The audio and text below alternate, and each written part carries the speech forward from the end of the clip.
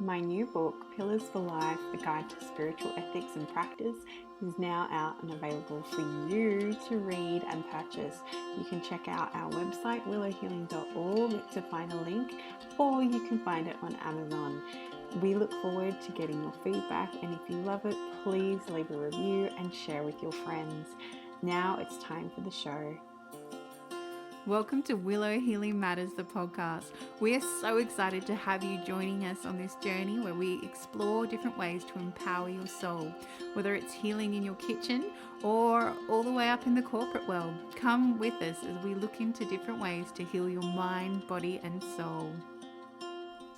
Hey everyone, it's Katharine from Willow Healing, and today I am here with Katharine Giovanni. She is a forgiveness and transformation coach, her best-selling award-winning author as well, a speaker and a forgiveness coach, which I've already said, but that's okay. And she's written 12 transformative books, including The Ultimate Path to Forgiveness, Unlocking Your Power with Humor and Heart. She offers profound insights into forgiveness and personal empowerment. A dynamic speaker, trainer, intuitive advisor, Katharine helps others navigate life's challenges with wisdom, compassion, and laughter. Drawing from decades of experience, she empowers people to break free from the past and step into their full potential. So a big welcome to the show, Katharine, and I felt like I had to emphasize that you're a forgiveness coach twice because we're going to talk about forgiveness.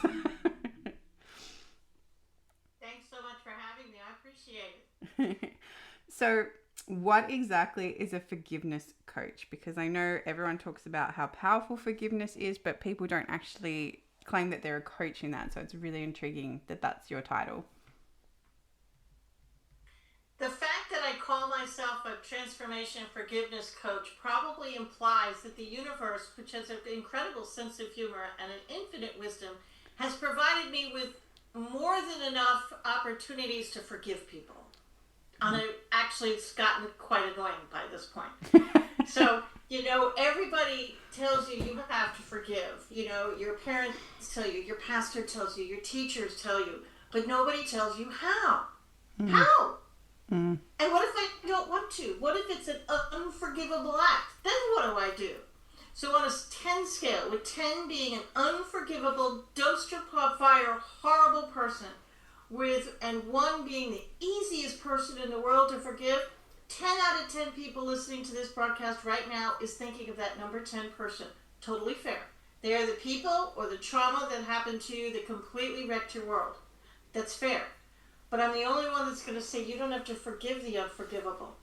Because there's a lot of people, places, and things, and I did say places and things. Please don't click off. Stay with me. That you can forgive before you even get to that dumpster fire. So my system, which we'll go over in a minute, starts with the easy ones and works their way up. Yeah, it's so important. And it's so funny you bring that up because I was telling my husband about the Ho'oponopono, practice of forgive you. Yeah, it's very similar. Yeah, exactly. And he went, I can't do that. Just flat out had this one person in mind and he went, I can't do that. And I'm like, why? He's like, no. And then he slowly worked on it and actually investigated why he couldn't. And then eventually went, okay, I did. And I was like, and how does that feel? Because actually really freeing, really empowering. I was like, isn't it just, Yeah. So I guess that's something really important what people don't realize with forgiveness is that it's claiming back your power. It is. There's a few things that people believe about forgiveness that are just flat out wrong. Forgive and forget. Just because I forgive you doesn't mean I want a relationship with you. Correct. Quite frankly, I probably don't. I probably have boundaries in place and they're going to stay there.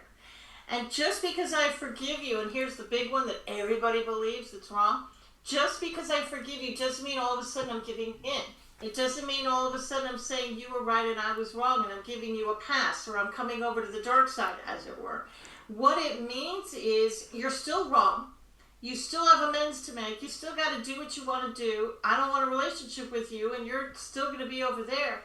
What it means is I want you out of my head. That's all it means. I want to stop thinking about it. I want to stop dreaming about it. I want you out of my head.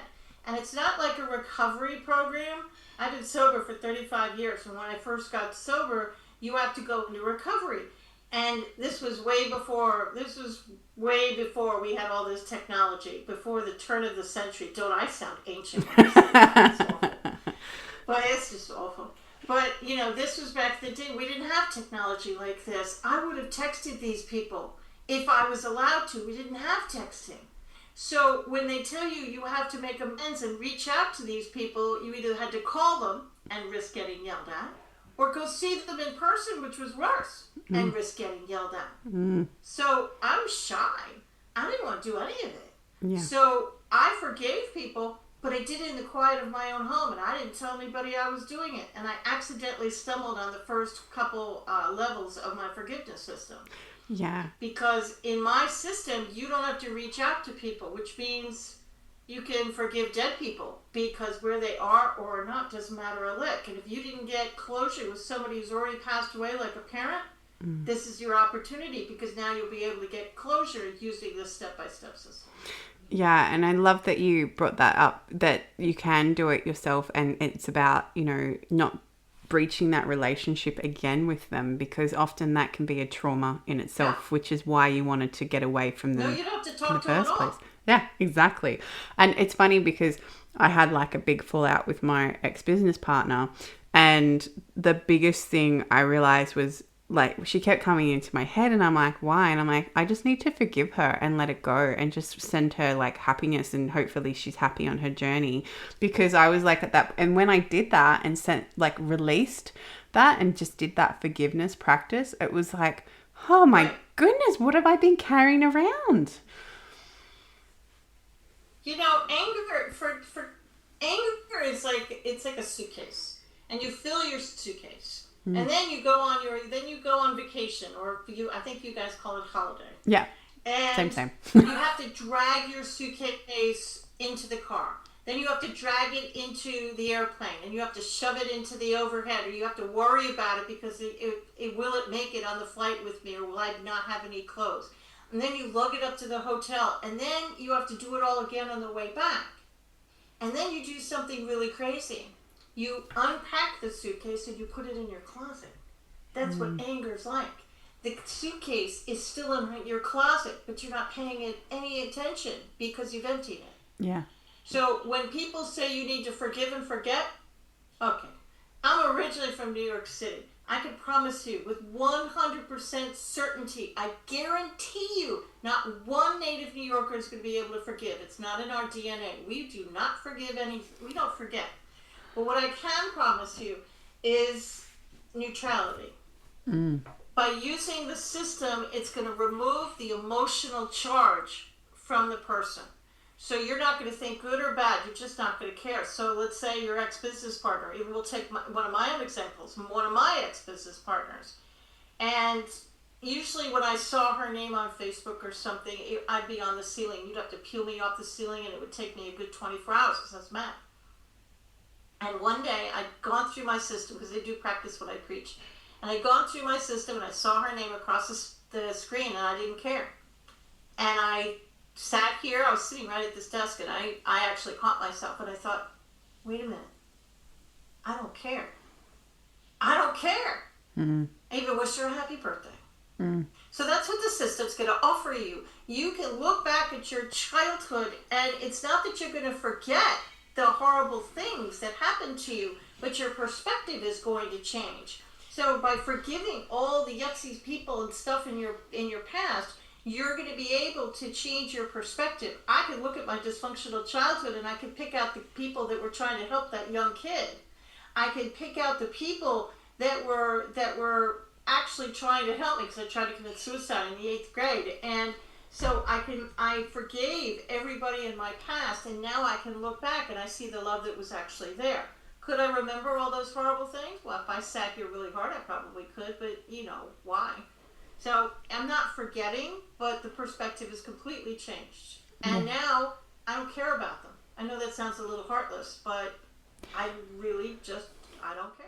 Yeah, you're not giving them your energy anymore. Like, because that's the big thing when you keep entertaining what happened in your head, you're actually still giving power and energy to the situation, And it actually drains on you, because it's just like you said, it's just like that suitcase in the wardrobe that you can't, that's still there. It's still there. It's still there, It's still there. Yeah, the wheel's broken, but it's still there, like, it gets to that extreme sometimes too. I was watching an Instagram video just the other day, and it was this minister, and this young child came up, and she looked very nervous, and she got the microphone, and she said, "How much disrespect do I have to take?" Mm. And she must have been 10, 11, 12. And he looked at her and he said, "How much poison do you have to drink before you die?" Yeah. So it's like Buddha says, anger is like drinking poison and hoping the other people die. Yeah. That's what anger is. So by stopping being angry, you're literally going to make yourself healthier, because you're going to stop paying attention to the big things, and you're going to start to feel better. Yeah. And then, so if people listening to this going, how am I going to forgive that unforgivable and get to that point? What are the steps that you recommend? I got your back. Yeah. Okay. I got you. So I want everybody to be alone in a room. Now, the hardest part of this entire system is I really want you to turn your cell phone off. People get a little, they get a little twitchy when I tell them I really want them to turn their phones off. If you can't really turn your phone off, then just just mute it for a few minutes. I don't want it to vibrate, because if it vibrates, you're going to pick it up and you're going to see it, right? Just put the darn thing down. The little humans, big humans, I want them out of the room. The dog can be in there if it can be quiet. I really just want you alone for about 20 minutes. And then I want you to take a pen and a piece of paper, and I want you to write down a list of all the people you think you need to forgive. And the number 10s are going to be first. Those unforgivables, those are going to be the first 2, 3, 4 names that you write down. That's fine. That's normal. Everybody did that. So did I. But keep going. I want you to think about your office. I want you to think about your childhood. Write down every name you can think of. And don't judge the names. If you write down a name that you don't remember, keep it on the list. It doesn't matter. Your brain protects you. So at some point, you were probably mad at little Bobby. Don't even think about it if you don't remember Bob. And then I want you to rate these people from 1 to 10. 1 being easy, 10 being the hardest, unforgivable person. Now, you could have 20 number 7s. I don't care. You could skip a number. I also don't care. But what I really care about is I want you to sit down in a very quiet place, and I want you to look at the easiest person on the list, the person you wrote a 1 by, the person who took your parking space in the grocery store yesterday. Doesn't matter. Somebody really, really, really, really easy. Maybe it was somebody you cheated off your paper when you were in the 5th grade. Okay, let's take that person, right? So I want you to sit in a quiet place, and I want you to look at the first name. And I want you to imagine in your mind's eye that the person is standing in front of you. Not the adult, if you're still friends with the person. I want the kid in front of you, the kid in 5th grade. Now, if you want to say something to this person, go ahead. You're alone in the room. You can cry, you can scream, say anything you want. Say things you've always wanted to say. Doesn't matter. Now, if you can't imagine the kid in your mind's eye, that's fine. Not everybody can. I put a chair in front of you and talk to the chair. Totally fine. You can put their name in the chair. You can put their picture on the chair. Whatever you want to do. It's totally fine. Once you've gotten it out of your system, I want you to put your hand in your heart, which is really just there for the stupid humans. It's the energy behind the words where the magic is. This is the piece that most people don't know about. And I want you to say, I completely forgive Katharine. I forgive the energy around Katharine. I forgive myself. I forgive the energy around myself. I forgive the energy around the entire relationship. And so it is. Amen. Go with God. Whatever you want to say.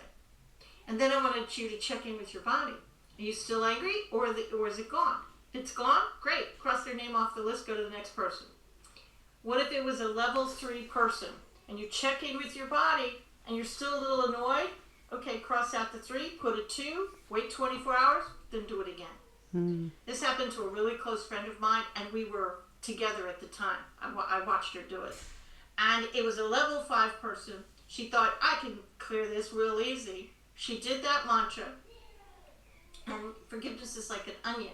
and she forgave that first layer, and she checked in with her body, and it shot up to a 10. Why? It's supposed to go the other way. There's a closet in the back of your head, and it's protecting you.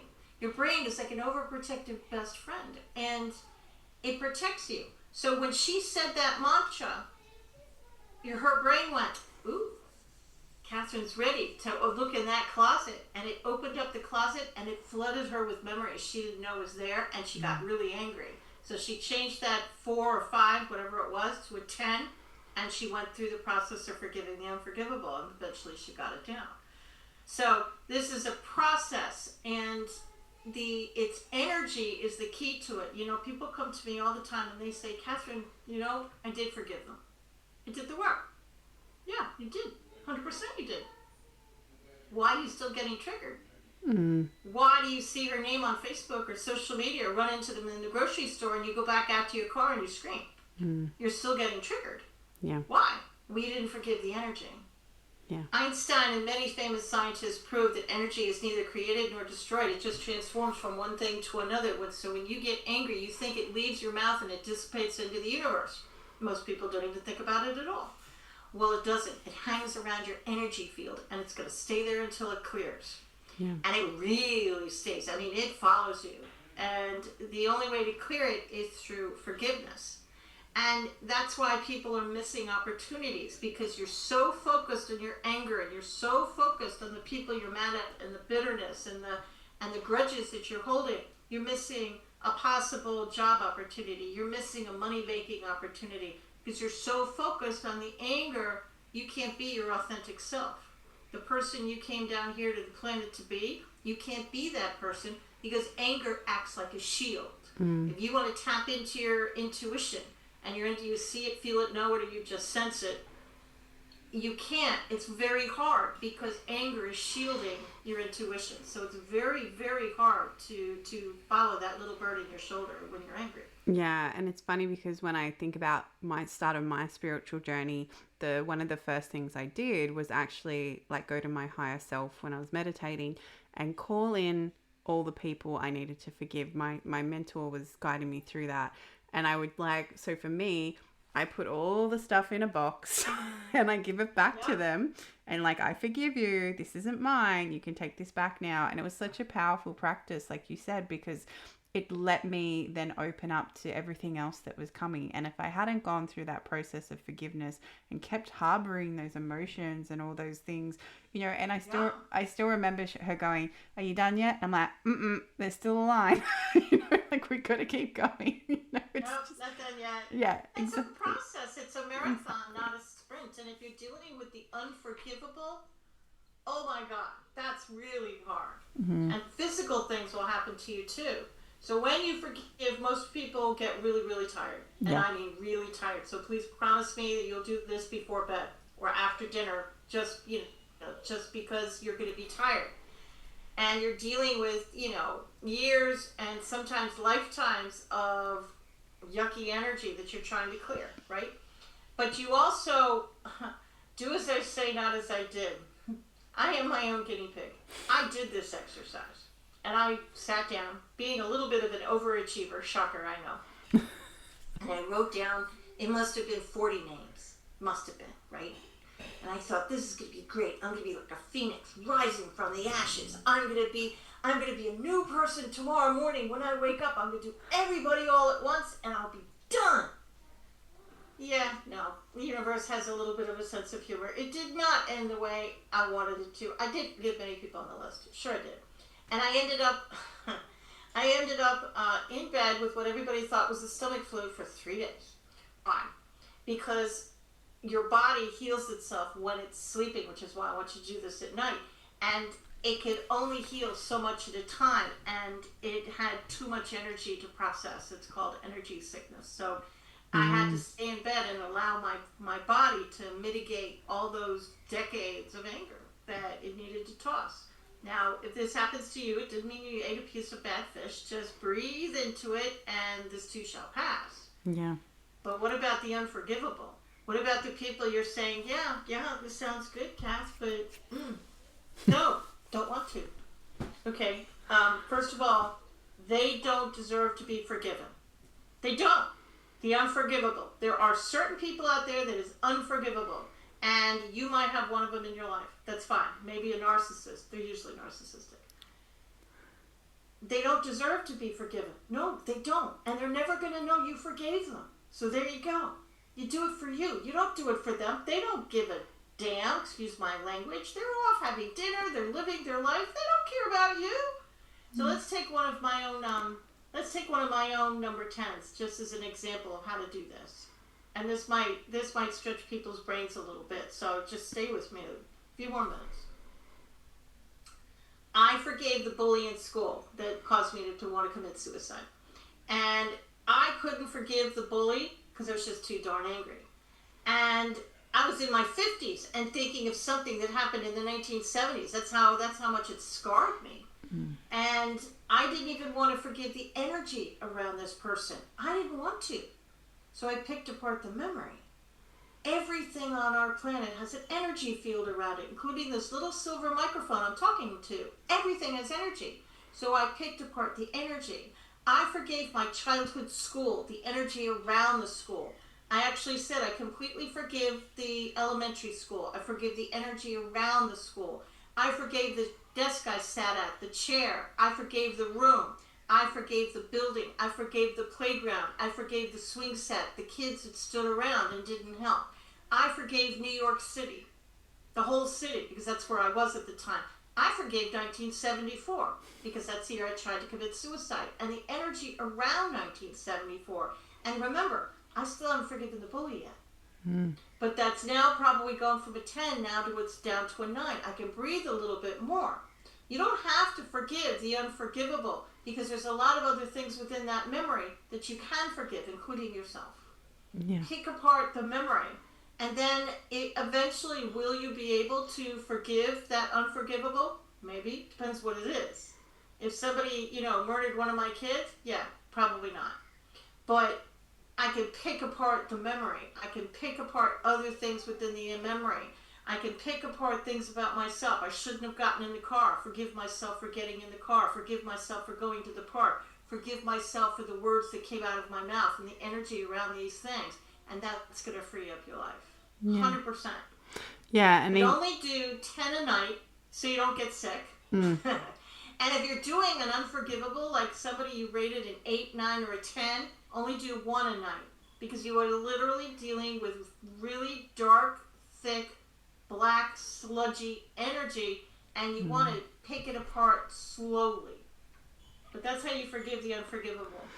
Yeah, and I Take like it apart, piece by piece. Yeah, and I like that too because the concept of that, because it's not it's almost like you're like, okay, what's everything else that happened around that, rather than just focusing on the trauma that triggered the unforgivable act in the first place, so it's like, and the trauma itself might be unforgivable. There are things in this world that are 100% unforgivable. 100%.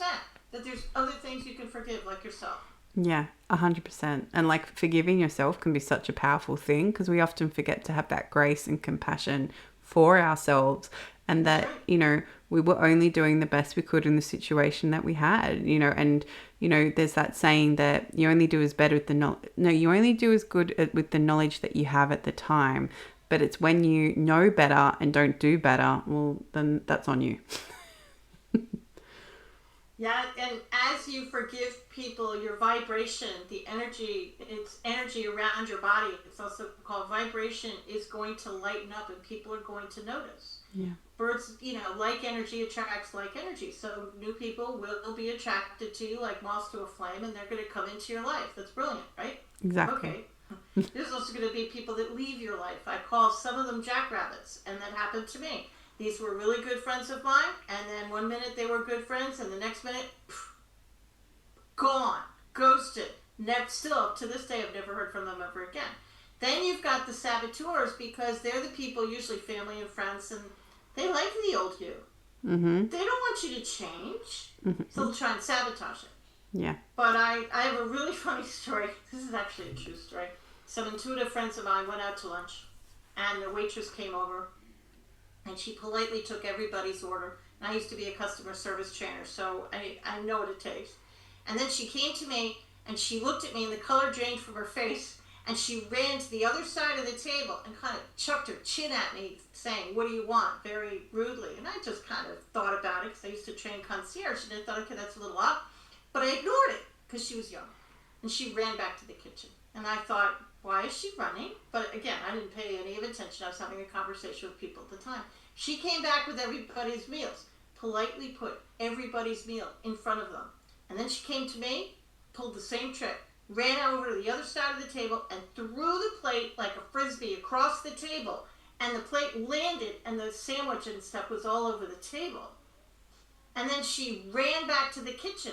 And I fully expected her to come back with holy water or something and sprinkle me with it. And my friend leaned over and she said, "She's scared of your energy."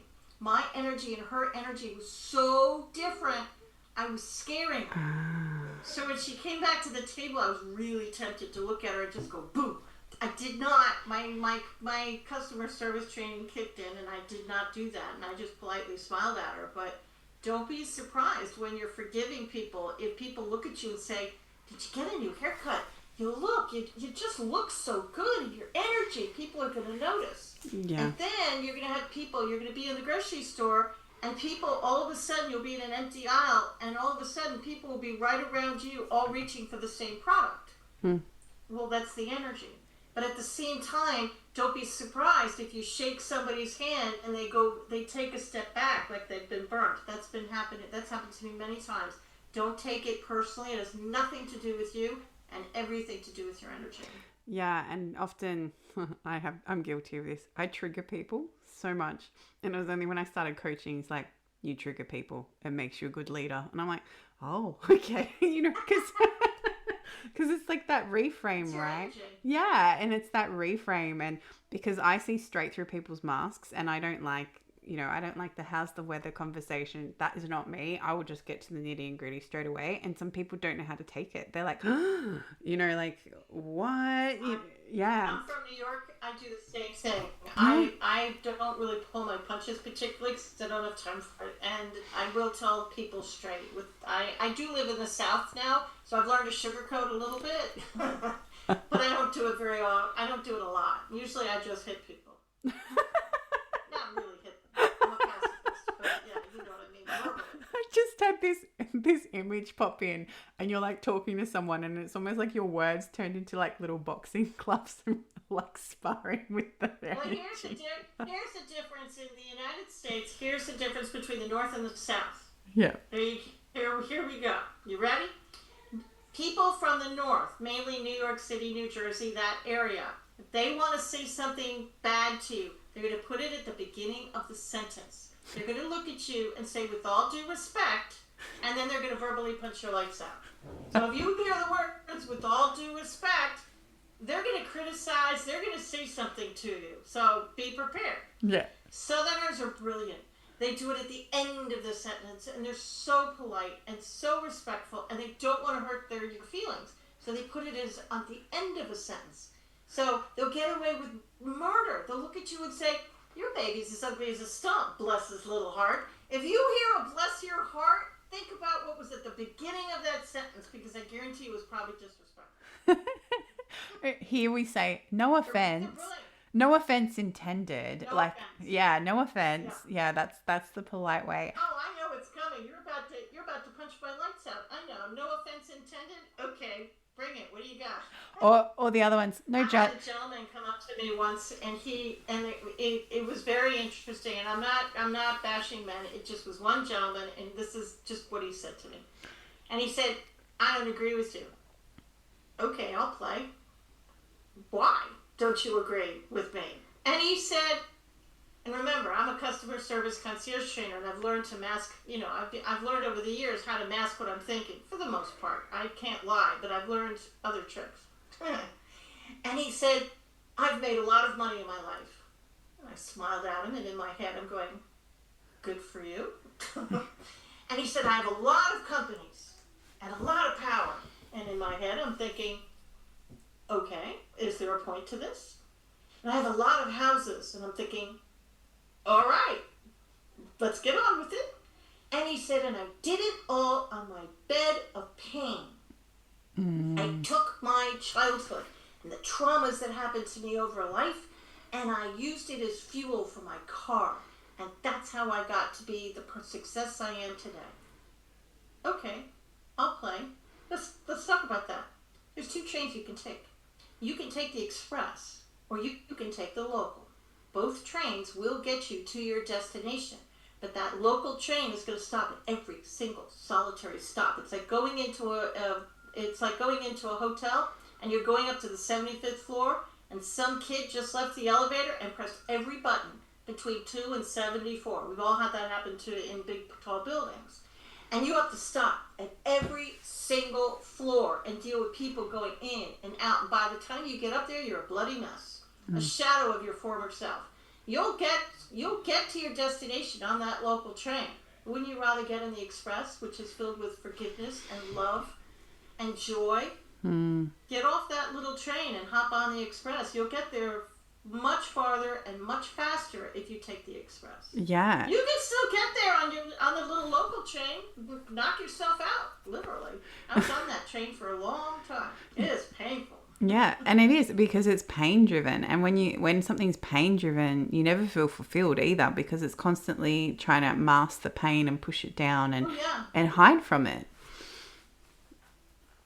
You could see the pain in his eyes too. He had some demons in there, but he was successful, and he'd been married a bunch of times. Shocker. And but you can get you where you're supposed to go if you want to take that road. But gosh, it's painful.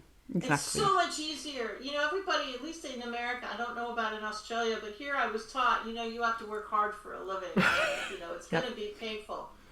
Okay, why? Why? Why can't it be easy? Why? Why can't I listen to my intuition and that little bird on my shoulder and actually go through with joy? Why do I have to go through life with pain? You don't. Exactly. It's all a matter of perspective. No, I'm not acknowledging what's going out there. I mean, in the United States now, it's pretty. Not going to go there. Let's just say I'm not. No, let's just not enter the geopolitical stage. But I don't have to acknowledge it. I don't watch the news every night. I'm kind of. It's not that I'm living in a bubble, but I've forgiven everybody. You can forgive anything. You can forgive the football team. All right, you call football soccer. Oh no, it's okay. Just keep going. It's okay. You can forgive the soccer or football team. You can forgive the. I'm going to say football because it doesn't matter. Yeah. You can forgive the football team that lost a month ago because a month has gone by. I think you can forgive them now, right? No. They had an off day.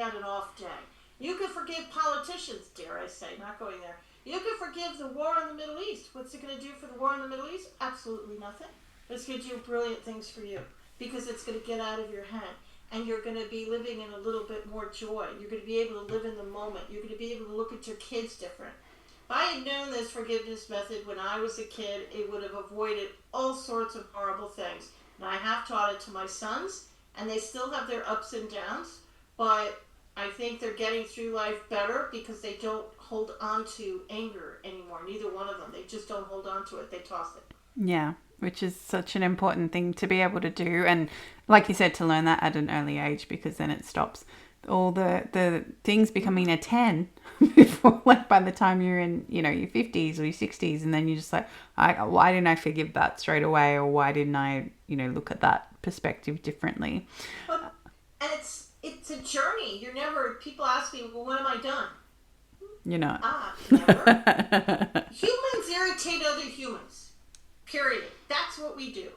And there's always something to forgive. There's always a place to forgive. And once you've gone through your initial list, you're going to get more memories. So you'll probably write another list. But here's the really crazy thing. My father was one of my number 10s. And it took me months and months and months to get that man down to a forgivable level. And then somebody, I can't remember who it was, but somebody said, what's the one thing in your life that you regret the most? And I've been married for 33 years. And 33 years ago when I got married, I was so mad at my father, who wasn't a very nice man, who was a raging alcoholic. But I was so mad at him, I didn't let him walk me down the aisle. And of all the things that have happened in my life, that actually was one of the nastiest things I think I've ever done to somebody. Was mean. And I've always been upset about it. He died maybe 30 years ago, so there's nothing I could do. And I forgave him, and then I realized I had to go back up the other way. Once I forgave Dad, then I had to go back the other way and forgive myself for all the things I had said that were horrible, the things I had done that were horrible. So I had to go through a little self-forgiveness list and I wrote down a list of all the people I wanted to forgive me. And I flipped the language and the mantra. Instead of saying, I forgive Katharine and the energy, I flipped it and said, Katharine completely forgives me and the energy around this relationship. I just flipped the language a little bit, and I had to go the other way. So at the end of the day, we're kind of never done with this, but it was liberating once I realized that. Yeah, and it's really powerful to realize there's always two perspectives, right? Like you have to come back and flip it. There is. Yeah. And I had to flip it. I was more than a little irritated that I had to flip it, to be honest. I had a little moment of, oh, come on now. I thought I was done. No, I always say the universe, when you think you're in a complacent place, will actually throw something in there to remind you that, no, you're human and you signed up for more.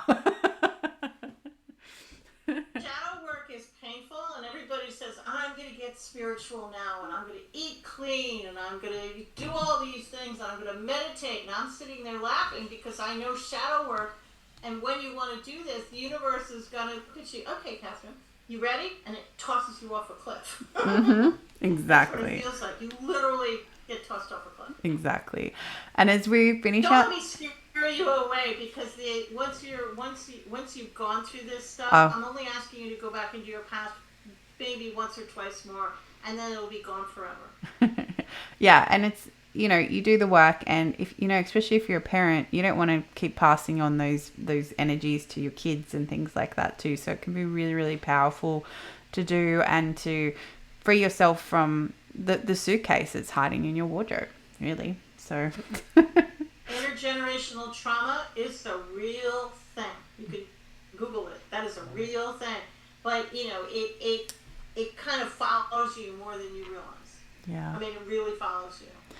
And as we finish our time together, Katharine, if there was something you could heal, I already feel like I know the answer, heal or change in the world, what would it be?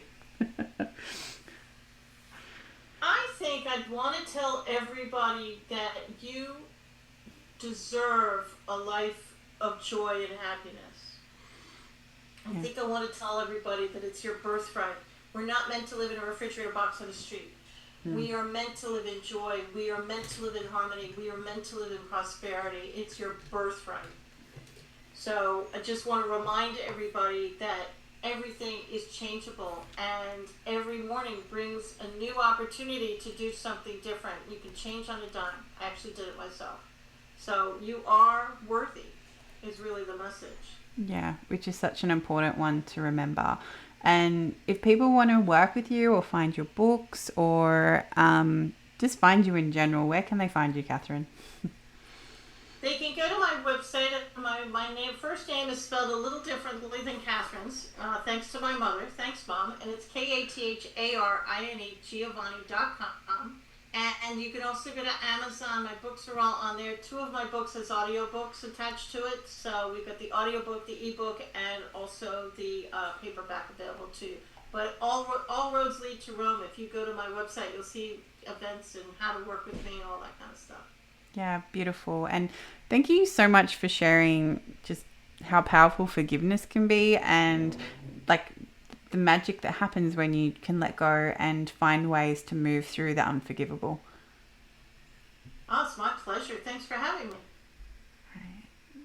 Thank you for listening to Willow Healing Matters, the podcast. We have so much love and gratitude that you have taken the time out of your day to empower you on your healing journey. The views shared by the person being interviewed might not necessarily reflect that of the host and should be used at your own discernment. Trust what resonates for you and follow your heart and soul guidance. If you have any underlying medical conditions or mental health issues, please consult with your healthcare provider before pursuing any of the recommendations. Likewise, you can always contact the person being interviewed to find out more information. This can be found in the show notes. Remember to activate, align, heal, empower, and find love in everything that you do.